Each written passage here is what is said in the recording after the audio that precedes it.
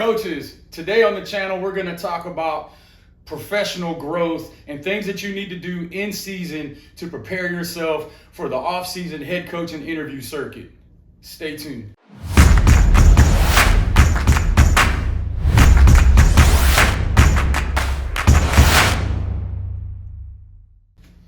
All right, coaches, welcome back to 5 Minute Football. This is Coach Coltharp coming to you again, and today we're going to talk about professional growth.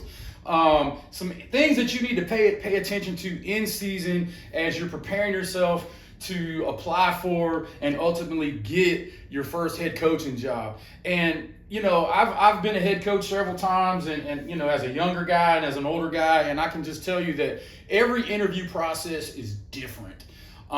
Younger coaches seem to think that when you go to the interview process, they're gonna pound you about X's and O's. I mean, I've seen guys go in there with big playbooks and stuff, and then the interview committee never really touches it. You know, when you go in those interviews, they want to talk about how you're going to handle discipline, how you're going to handle parents, how you're going to handle the booster club, you know, organizational things like that. And so these are some things that you should pay attention to during the season to build your toolbox. One of the very first things, and I talked to a coaching buddy of mine, and I said, hey, you know, you've applied for a bunch of head coaching jobs. What's one of the things that you're doing in season to prepare yourself? And he said, listen, I take on as much responsibility as the head coach feels comfortable giving me.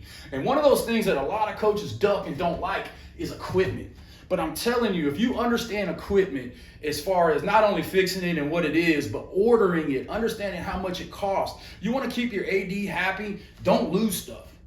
You know, don't always have to replace things. Have an organized way to do that. So go in there and say, hey, listen, this is what we need to do. Like, ask questions in the interview about the reconditioning process. If you don't understand reconditioning, talk to your head coach or whoever's in charge of equipment and understand that, because, you know, when they look at you and say, do you have any questions for us? You say, okay, who handles reconditioning? Is that the athletic department? Does that come from the football account? Does the booster club handle it? Because it happens all different places. But understand that, and if you asking questions about who does the ordering, you know, how are you looking on helmets, you know, because how many of them are going out of date, those kind of things, who's handling reconditioning, that lets that athletic director and that principal know that you have an understanding of how big the program is and the little things that head coaches have to handle that people don't understand. So the second thing that I would say is game day management.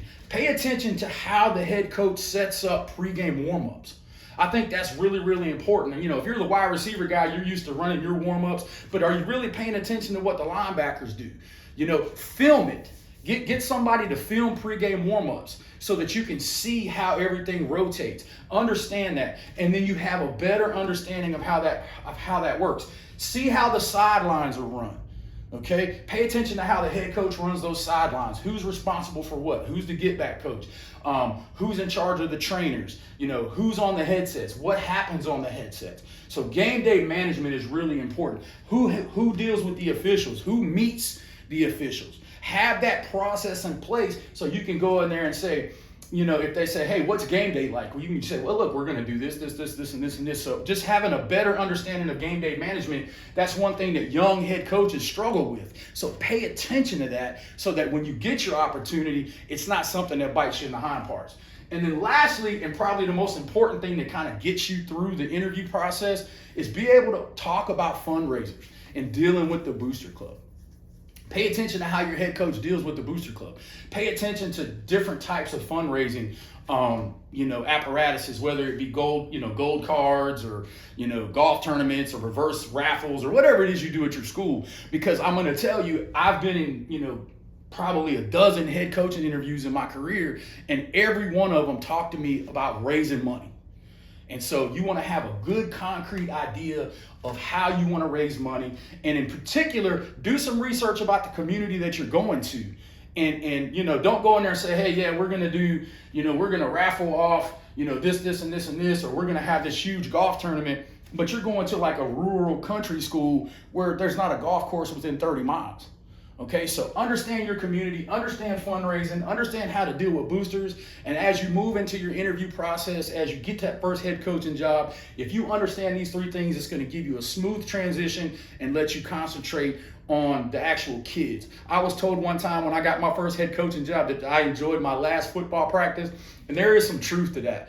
But a lot of people want to be a head coach, but just make sure you're prepared. Listen, I appreciate you guys coming to the channel. If you like this video, if you drop a like on it, share. If you haven't subscribed to the channel, I really wish you would do that. We're trying to grow this project. We're dropping videos every Sunday and Wednesday. We're gonna follow it. The next video will be special teams, then we'll do offense, we'll do defense, and then we'll do professional development. So if you have any ideas of things you want me to talk about or any questions, drop them down in the comment. Because even if we're on the field, we're gonna spin it to win. But on 5 Minute Football, we're here to learn and grow.